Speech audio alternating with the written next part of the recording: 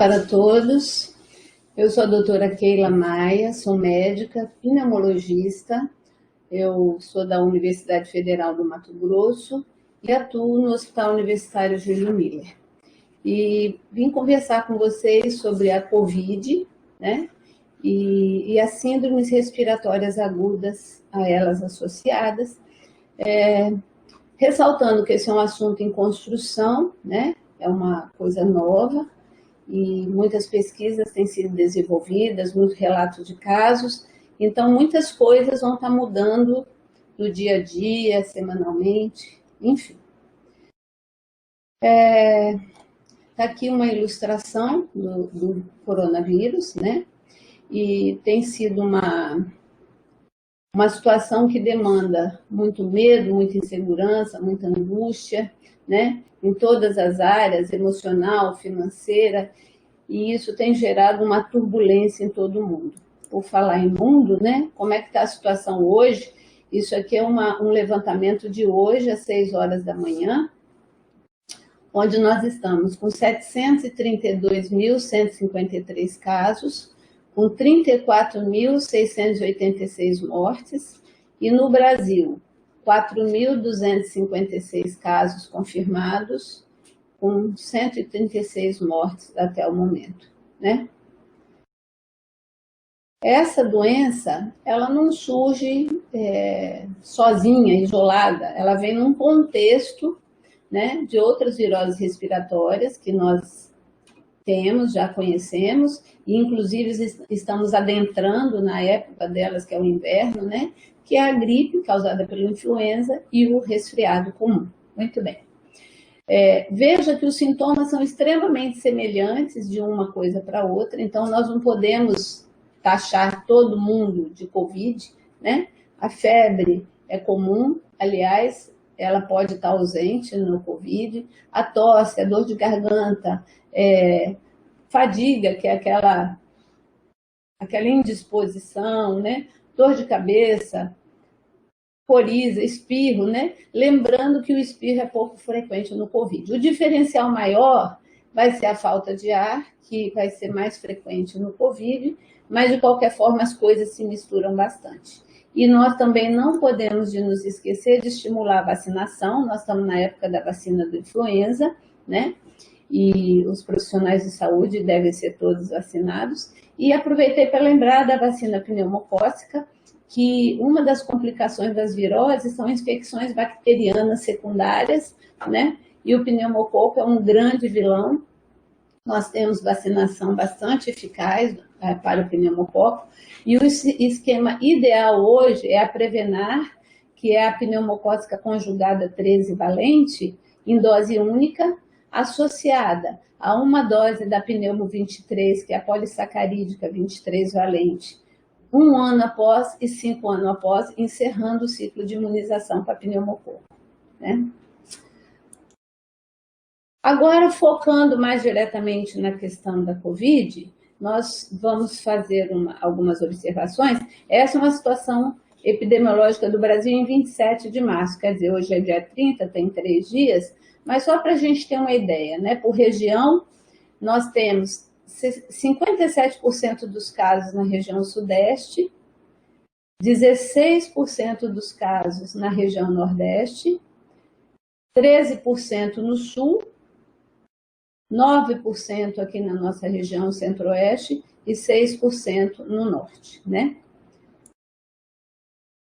Como é que tem sido a questão da mortalidade? Predominando o sexo masculino, que tem sido uma tônica no mundo, né? Predominando o sexo masculino. E com 89% dos óbitos com pessoas acima de 60 anos e 85% com algum fator de risco que nós vamos ver daqui a pouquinho, né? Para a gente entender sobre a dinâmica desse vírus, vamos ver como é que é a questão do contágio e a resposta imunológica, né? A partir do momento que a pessoa é contaminada, né, que ela entrou em contato com o vírus e foi contaminada, independente do caminho que ela vai seguir, que são 4 possibilidades, Todas as pessoas passam um período de 5 dias que elas são completamente assintomáticas e contagiosas, quer dizer, elas transmitem a doença. A partir daí, começa a diferenciação. Um grupo em torno de 30% vai desenvolver imunidade, mas independente disso, ele ainda continua contagiando até 14 dias. Um outro grupo, em torno de 55%, vai desenvolver a doença de forma leve a moderada, caminhando para a imunidade, mas transmite a doença até 21 dias. Um outro grupo, em torno de 10%, vai desenvolver a forma severa da doença, síndrome severa, precisando de hospitalização, e esse vai contagiar em torno de 30 dias. E um grupo de 5% que vai requerer unidade de terapia intensiva e a grande maioria com evolução para óbito, contagiando também por 30 dias, né? Quais são essas pessoas de grupo de risco, né, que são candidatos a complicações? Pessoas com mais de 60 anos, pessoas com doença cardiovascular, especialmente a hipertensão arterial, pulmonares crônicos, os diabéticos, as pessoas com alteração renal crônica, obesidade e os imunossuprimidos. Quais são os pulmonares crônicos? E eu quis chamar a atenção a isso. Lembrar da asma brônquica, que é uma doença extremamente comum, são 300 milhões de asmáticos no mundo. No Brasil, estima-se 20 milhões de asmáticos, né? Que, por ser uma doença crônica, precisa de tratamento crônico, ao contrário do que a gente vê em boa parte dos casos, que as pessoas só se preocupam em sair da crise, né? Em sair da crise e consideram estar bem. Não, elas estão com um processo inflamatório crônico que a tornam susceptíveis e grupo de risco. Os tabagistas, todos eles, apesar de não ser ainda um pulmonar crônico, ele é um candidato, porque o tabagismo é o pano de fundo de várias doenças pulmonares. Lembrando que uma das ações mais precoces do tabaco é a destruição do aparelho mucociliar, que é o sistema de varredura e limpeza do pulmão. Então, o tabagista tem muito mais infecção respiratória, inclusive tuberculose e coronavírus e tudo mais. O DPOC, que é um enfisema pulmonar, os portadores de bronquiectasia, fibrose pulmonar, hipertensão pulmonar. Então, esses são os pulmonares crônicos. E os imunossuprimidos? Quem são os imunossuprimidos? São os neutropênicos de qualquer etiologia, os portadores de neoplasias hematológicas, com ou sem quimioterapia, os portadores de HIV que têm o CD4 abaixo de 350, os asplênicos, quer dizer, sem função de baço, quer seja funcional ou anatômico, os transplantados todos, os que foram submetidos à quimioterapia nos últimos 30 dias, as pessoas que fazem uso de corticoide por mais de 15 dias, infelizmente é uma medicação que muitas pessoas se automedicam com ela, nós temos que estar atento a isso. Uso de outros imunossupressores, como os imunobiológicos, as doenças autoimunes e a imunodeficiência congênita. Esse forma o grupo dos imunossuprimidos. E o que esperar do desfecho clínico? Nós já conhecemos isso, eu trouxe para a gente organizar o pensamento. A grande maioria vai ser assintomática, forma leve, não vai sentir nada, ou um quadro clínico frustro, porém, nós temos a população de risco, né? E aí, veja bem a taxa de mortalidade. Abaixo de 60 anos, a mortalidade é em torno de 2%, 2 a 3%. Sendo que abaixo de 10 anos de idade, a mortalidade é 0,2%, não é zero, é 0,2%.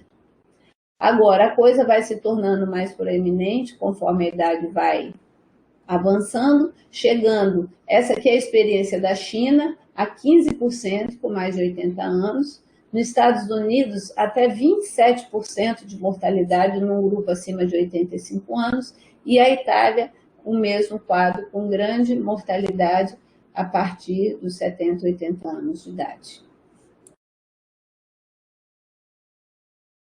Lembrando que esse grupo de mortalidade está associado à população de risco. Então, veja aqui, dos obituários, só 2% não tinham doença, não tinham fator de risco associado, só 2%. O resto todo, ó, um fator de risco associado, 21% dos óbitos, 2 fatores de risco, 25% dos óbitos, e 3 fatores de risco, 51% dos óbitos. Então, você veja que essa identificação desses grupos de risco e a proteção desses grupos de risco é a grande necessidade, vamos assim dizer. No Brasil, a coisa não está diferente, como eu já mostrei no slide anterior, eu repeti aqui, 89% dos óbitos foram em pessoas acima de 60 anos e destes, 85% apresentava pelo menos um fator de risco.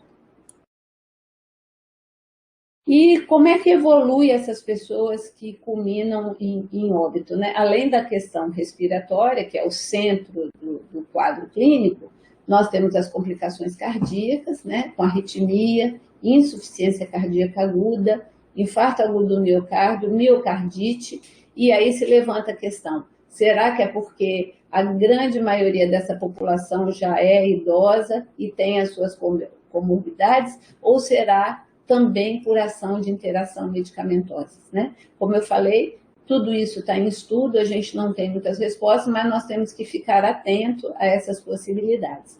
Lesão hepática presente em 43% dos pacientes que complicaram, né? Então, atenção especial a drogas hepatotóxicas e alteração renal em torno de 10% dos casos. E quais foram as comorbidades relacionadas ao pior prognóstico? Idade maior de 65 anos, os portadores de pneumopatia, doença cerebrovascular, os cardiopatas, incluindo hipertenso severo, diabéticos dependentes de insulina, insuficiência renal, os imunossuprimidos e as gestantes entram aqui para ficarmos de olho nelas. Quais são as síndromes clínicas que se desenvolvem a partir dessa contaminação pelo coronavírus? Bem, nós temos os assintomáticos, que aí não tem o que falar, tem os sintomas leves, que é aquele diferencial com as outras viroses, né?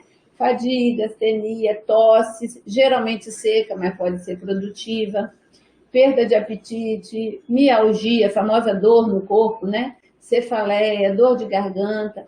A anosmia é uma coisa que tem chamado a atenção como um sintoma importante, as pessoas perderem o olfato de forma aguda. A coriza geralmente é ausente e chamando a atenção que o quadro pode abrir como quadro abdominal, de diarreia, náusea, vômito e dor abdominal, inclusive alguns entrando pelo pronto atendimento para avaliação pela cirurgia, né?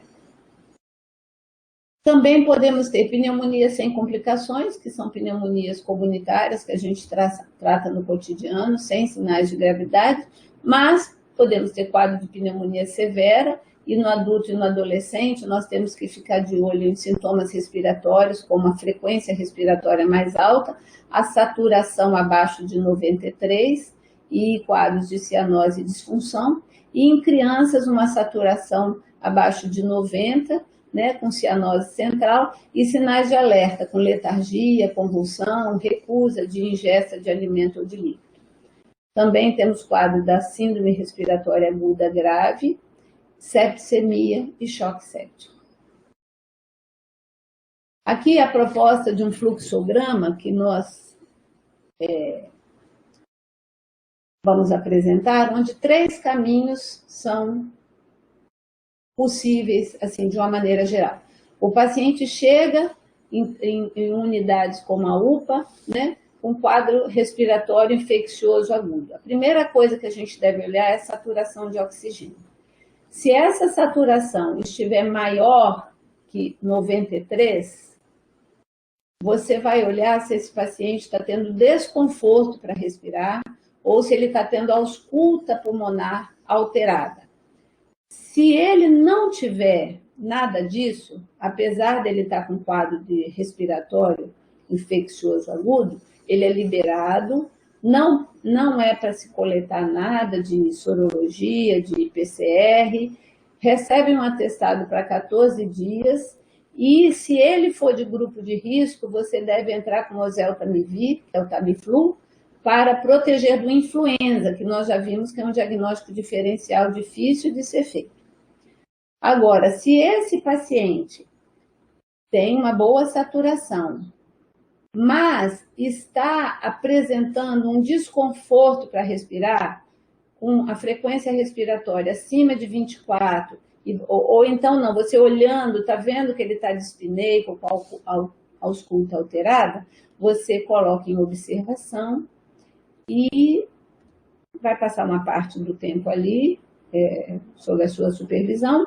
Se ele não teve nenhuma alteração de deterioração clínica, né, você vai solicitar os exames, e, havendo melhora clínica, ele vai ser liberado. Se você vê que, apesar do desconforto, ele teve piora clínica, e aí você já coletou os exames, você vai avaliar as imagens de tomografia. Se for uma imagem que tem um predomínio maior que 50%, você vai encaminhar para a internação. Então, aquele paciente que entrou e já teve alta direto, daquele que teve alteração de clínica, a saturação dele é boa, mas teve uma alteração clínica que merecia uma observação, onde os exames foram colhidos, teve melhora e liberou, não teve melhora, não liberou. E o terceiro caminho é aquele paciente que já entra com a saturação abaixo de 93%, esse já é encaminhado para internação e encontra um caminho similar ao que veio daqui e teve piora clínica no decorrer da observação do dia, né? Lembrando que há muitas vezes a necessidade de se dar antibiótico, porque, como eu falei, as bactérias fazem um quadro de infecção oportunista no paciente que abre o quadro como viral. Então, pode ser que você tenha que entrar com antibiótico. Então, eu decidi por internar, mas internar onde? Em que setor do hospital? Se ele não tem complicação clínica, é uma questão de bom senso, né, gente? Ele não tem complicação clínica, não tem disfunção, não tem sinal de septo, não tem choque, e um catéter nasal de até 3 litros por minuto está sendo suficiente para manter uma saturação de 95% e uma frequência respiratória abaixo de 24, ele fica em enfermaria, ele não precisa de maiores cuidados. Mas, se ele está precisando, se ele tiver pelo menos um desses critérios, se ele estiver precisando de ventilação não invasiva para manter uma saturação adequada, ou se ele tiver insuficiência respiratória com necessidade de ventilação mecânica invasiva, ou se ele tiver com instabilidade hemodinâmica, com a pressão sistólica abaixo de 90, né, sinais de má perfusão, né, ou disfunção aguda do fígado, do rim, nível de consciência, sinais de sepsis ou choque séptico, esse paciente deve ser encaminhado para a UTI.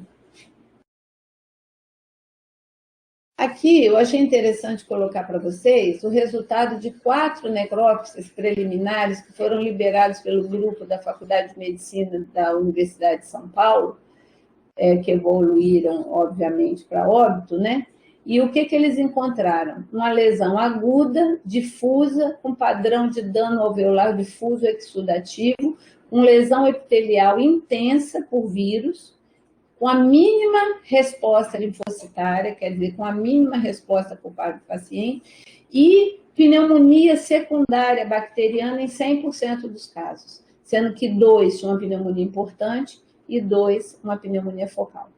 Todos deram entrada com síndrome respiratória aguda característica exuberante, e um deles apresentou exame de PCR negativo com a coleta de swab, aventando, então, essa possibilidade de um número incerto de casos de falso negativo. Aqui está uma microscopia eletrônica, né, de uma célula humana sendo atacada pelo vírus. E aí, quais são os exames complementares que estão sendo preconizados, né? Desde que o paciente tenha sintoma moderado e severo, quer dizer, ele não seja leve ou assintomático, a gente recomenda que seja feito painel molecular de vírus respiratórios para você abrir o diagnóstico diferencial contra os vírus, hemograma, bioquímica, né? E outros exames, coagulograma, ou radiologia. A gente deve sempre começar com raio-x de tórax, lembrando que nós estamos numa fase endêmica da doença, que os serviços de saúde têm a tendência de sobrecarregar, né? Mesmo que a gente sabe que a tomografia é mais sensível, se o paciente não é um paciente que traga preocupação, nós devemos segui-lo com raio-x de tórax, em havendo necessidade, uma tomografia e hemocultura no quadro de sepse ou choque séptico. O que chama atenção nesses exames? O hemograma é praticamente normal, inclusive nos pacientes graves, com a tendência à linfopenia, especialmente nos pacientes graves, com plaquetas dentro do normal, mas tendendo ao limite inferior. PCR elevado, na sua grande maioria, e para quem tem procalcitonina, não vale a pena, é um exame que raramente eleva, o que eleva mesmo é o PCR. Enzimas hepáticas estão elevadas em 22%, função renal inicial alterada só em 1,6% dos pacientes, com tendência a deteriorização conforme o quadro clínico. O dedímero não ajuda, é elevado, ele não é marcador de prognóstico e nem é diagnóstico diferencial para tromboembolismo. Agora vamos falar da tomografia. Ela é altamente sensível, quer dizer, quando o raio-x de tórax ainda está normal, a tomografia já tem alterações, mas é baixa especificidade, as imagens são comuns a várias patologias. Portanto, ela não deve ser realizada para rastreamento de doença, mas nos pacientes sintomáticos que tenham uma indicação assim de complicação ou de diagnóstico diferencial da doença, né? Como é que é a tomografia? Ela é basicamente caracterizada por um padrão periférico, principalmente nos lobos inferiores, mas pode ser multilobar em 25% dos casos, predominando vidro fosco, que está presente em 100% dos casos, mas a gente também pega consolidação com brocograma em 33% dos casos e associação dos dois, acrescido de alteração pleural, principalmente espessamento pleural nas bases pulmonares, né? De novo, ela é muito sensível, mas pouco específica, e quadros similares são vistos no quadro de enfisema, em influenza e o sincicial respiratório. Aqui são algumas imagens. Aqui, ó, um quadro de uma... Vamos ver se eu consigo aqui. Uma paciente que deu entrada, o raio-x de tórax normal. Aqui a gente já pega vidro fosco nas bases, ó. E na sequência dos acontecimentos, o raio-x simples já se torna visível, alterado, e as lesões pulmonares aumentam, né? Aqui um diagnóstico de COVID, ó, infiltrado em vidro fosco nas duas bases. Aqui uma chegada mais de perto desse mesmo quadro, inclusive com traves, com retração. E aqui é um quadro muito semelhante, mas que se trata de uma infecção por micoplasma. Então, para ver que as lesões não são específicas dessa doença, né? Mas são com esse aspecto predominante de vidro fosco. Para a gente entender um pouquinho da questão dos testes necessários para o diagnóstico do COVID, nós precisamos entender essa questão da dinâmica da infecção pelo vírus e a resposta imunológica, né? A partir do dia zero que o vírus contamina uma pessoa, ele vai crescendo, né? A quantidade, a carga viral, né? E ele é passível de diagnóstico PCR, que é a pesquisa direta do material genético do vírus. Mas, a partir do 7º dia de infecção, o organismo começa a ter resposta imunológica e as imunoglobulinas vão sendo formadas, onde é possível nós fazermos os testes sorológicos, são os chamados testes rápidos, que agora o Brasil está adquirindo uma série deles para poderem ser realizados. Então, quais são os 2 testes que nós temos? O PCR, que nós mostramos na fase inicial da doença, antes do 7º dia de sintoma, que é a transcrição reversa seguida de reação em cadeia da polimerase, detecta o vírus através do material genético muito sensível, coleta por suave nasal e o resultado em torno de 3 dias, né? E ele hoje tem como recomendação primária pacientes sintomáticos moderado a grave com critério de hospitalização. Então, ele é um teste hoje que está sendo coletado em pacientes internados e em profissional de saúde sintomático para definir se ele vai ser afastado ou não de suas atividades. Recomendação não prioritária, paciente com síndrome gripal, sem indicação de hospitalização e como critério de alta de isolamento em pacientes com diagnóstico de COVID confirmado. Agora, e os exames sorológicos? Então, eles surgem mais tardiamente, quando a resposta do organismo se dão, é para detectar anticorpos, quer seja IgA, IgG ou IgM, IgG, ou anticorpos isolados, IgA, IgM, IgG no sangue total, então, são os chamados testes rápidos, ou pode ser feito também no soro ou no plasma, que é a quimiluminescência, ou ELISA, que vai avaliar a resposta imunológica à infecção pelos COVID-2. Recomendação prioritária para esses testes imunológicos, paciente sintomático moderado, com no mínimo 7 dias de sintoma e critério de internação, e o profissional de saúde que foi afastado com suspeita de COVID e volta ou não volta para a sua atividade laboral. Aí você realiza no 7º dia de sintomas, se negativo, pede para realizar o PCR, se positivo, você mantém afastado por 14 dias. E recomendação não prioritária, pacientes sintomáticos sem critério clínico de internação. Aqui está uma proposta, um protocolo para coleta de exame diagnóstico do COVID em paciente sintomático, com critério clínico de internação, né? O paciente sintomático, se ele tem menos de 7 dias, ele colhe o PCR de sintoma.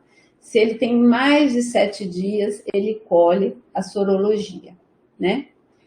Se a coleta do PCR foi positiva, ele está com COVID. Se foi negativo, aí ele faz o painel viral, se bem que o painel viral já costuma ser colhido logo aqui junto deste, você vai ver o resultado do painel viral, né? Se ele tem mais de 7 dias de sintoma e a sorologia foi positiva, ele tem COVID, se não, ele vai caminhar para fazer o PCR e aí ele segue nesse esquema que está aqui. Agora, com relação ao profissional de saúde, o protocolo é o seguinte: o profissional de saúde suspeito, clínico, né, afastado, se teve suspeição clínica, a síndrome gripal, ele deve ser afastado. Agora, se você vai segui-lo com critério clínico, porque você não tem acesso aos exames, se ele está afastado há 7 dias e já tem mais de 72 horas que ele está assintomático, ele deve retornar ao trabalho. Se ele está afastado, mas continua com sintoma clínico, ele deve se manter afastado por 14 dias. Critério clínico. Agora, critério laboratorial. Você faz o PCR, se disponível, e ele tiver com menos de 7 dias de doença. Com mais de 7 dias de doença, você faz a sorologia, e aí a gente entra naquele esquema. Se o PCR for positivo, ele completa 14 dias. Se o PCR for negativo, quer dizer, nós não temos o Covid, mas aí ele vai ser avaliado clinicamente como ele esteja, se ele ainda estiver doente, ele continua afastado. Se a sorologia for positiva, ele completa os 14 dias, e se a sorologia for negativa, ele vai para o PCR para buscar o diagnóstico, e aí a gente pode dizer também no painel viral. Aqui alguma coisa sobre a coleta do swab nasal para pesquisa, vai ficar aí para vocês que tiverem interesse, tanto para o COVID quanto para o painel viral molecular, né, dos patógenos respiratórios. E agora um pouquinho do tratamento, né? Então, o que hoje está sendo preconizado, lembrando que tudo isso está sendo estudado ainda.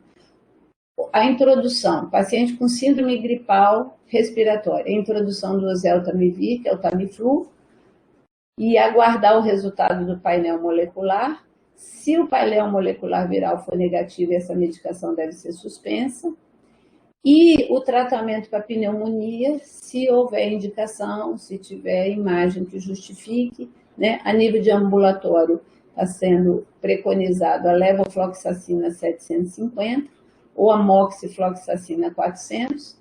Pacientes internados têm um esquema de ceftriaxona com claritromicina ou ceftriaxona com a levofloxacina ou moxifloxacina, e aí vem o esquema para UTI, né, e CMTI.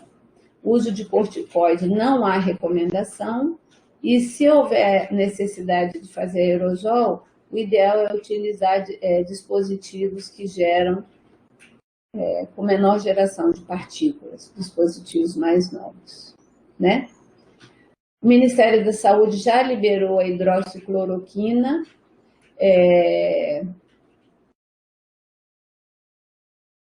e a dose de uso é um comprimido 400 miligramas 2 vezes ao dia, no primeiro dia, seguindo para um comprimido 400 miligramas uma vez ao dia no segundo, terceiro e quarto e quinto dia, né? Várias drogas estão em estudos, inclusive que a hidroxicloroquina, como eu já falei. Então, existe estudos de caso que favorecem o uso dela, mas, na verdade, não existem trabalhos ainda multicêntricos, randomizados. Tudo isso vai estar sendo feito agora, mas nós já estamos autorizados a usar. E eu achei por bem concluir essa fala sobre o Covid, sobre a questão da prevenção, e trouxe para vocês a experiência que nós estamos tendo aqui no Hospital Universitário Júlio Miller. Esse é o protocolo, onde basicamente o paciente com suspeita de Covid ou confirmado de Covid, para profissionais de saúde que têm contato direto, ele deve usar calçado fechado, máscara cirúrgica, gorro descartável, avental descartável, luva e óculos. O profissional de saúde que vai ter contato com secreção, aerosol, intubação, ele troca a máscara cirúrgica por uma N95 e o avental passa a ser o avental impermeável. A equipe que cuida da higienização do paciente continua usando calçado fechado, máscara cirúrgica, gorro e avental descartável, luva e óculos. Os profissionais que adentram o quarto na higienização, eles mantêm esse padrão. A diferença é que a luva, que é uma luva pesada de trabalho, o avental é impermeável. E aqui o pessoal de manutenção, de TI, que tiver que entrar no quarto, eles entram de sapato fechado, máscara cirúrgica, gorro descartável, avental descartável e luva, mantendo o distanciamento de 1 metro do paciente, né? Porque eles não têm motivo para chegar perto. Agora aqui, se o paciente tiver em isolamento, os profissionais de saúde com cuidados diretos já vão usar a N95, né? E o pessoal que lida com aerosol, intubação, continua já estava usando a N95 continua, e o avental impermeável, assim como o pessoal que vai dar banho, aí no caso ele já usa a N95 e o avental impermeável, e o pessoal da higienização continua com o mesmo cuidado, luva pesada e avental impermeável além dos outros, né? E o pessoal da TI continua com a mesma indicação. Aqui o paciente que é atendido a nível de ambulatório, de triagem, especialmente da triagem da GO, né, que é uma situação aparentemente que não tem nada a ver, mas que tem tudo a ver, porque hoje em dia todo mundo é suspeito de contaminação, continua. Calçado fechado, máscara cirúrgica, gorro e avental descartável, luva e óculos protetor, mesmo para quem tem aerosol, aí pula para N95 e avental impermeável, pessoal da limpeza, e aqui acrescenta que o paciente deve receber uma máscara, né?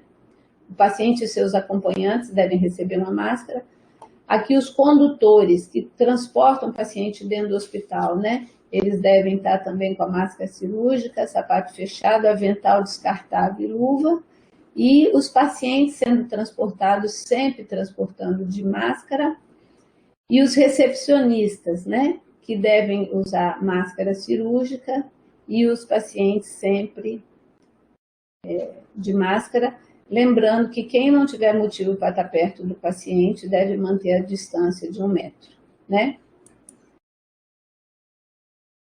Aqui o pessoal de laboratório, que vai estar trabalhando com o sapato fechado, a máscara deve ser a N91, o avental é impermeável, luvas e óculos. E aqui o administrativo.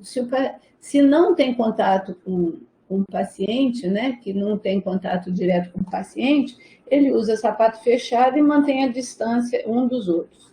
Se ele tem contato, ele deve utilizar uma máscara cirúrgica. Muito bem.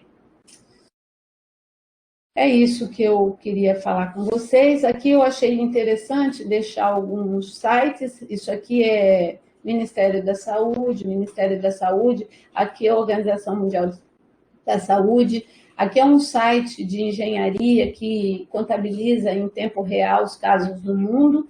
E aqui um site de denúncia da ANB, se você é profissional de saúde e não está recebendo EPI adequada.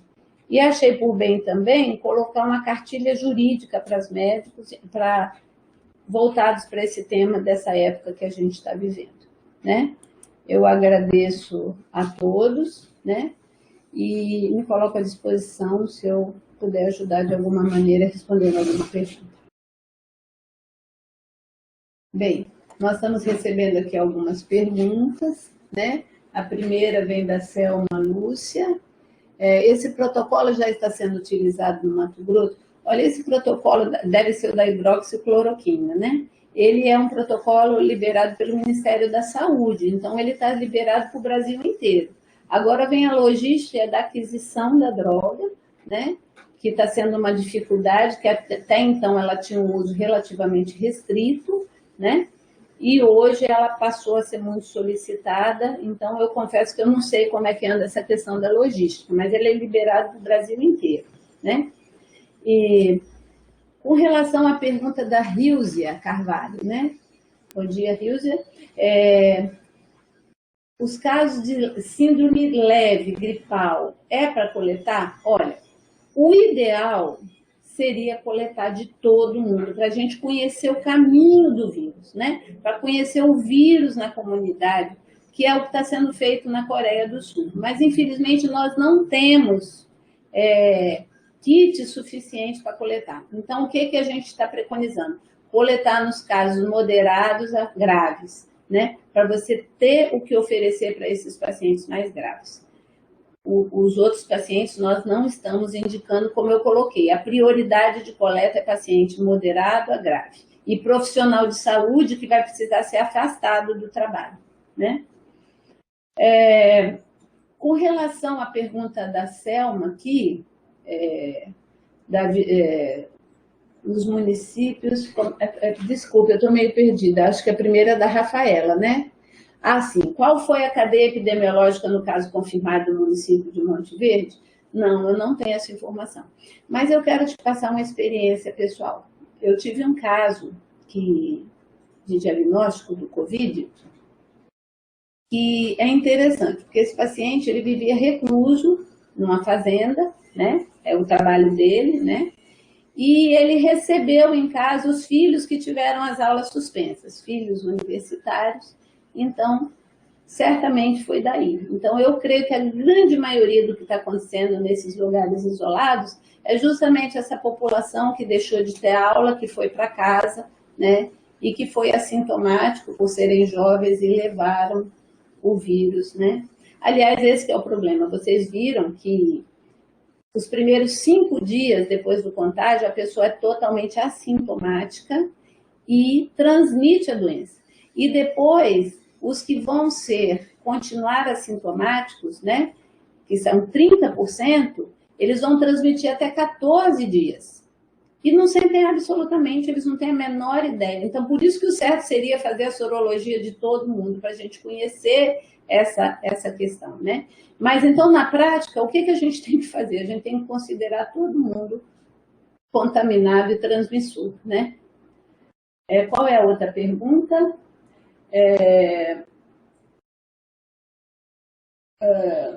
Como a vigilância epidemiológica dos municípios e estado contabilizará o número de portadores de Covid nos casos assintomáticos? Que é um grande problema, pois são transmissores de potencial. É isso que eu acabei de falar, né, Selma? É isso que eu acabei de falar, porque eles não vão ter como fazer isso, porque não está coletando de todo mundo.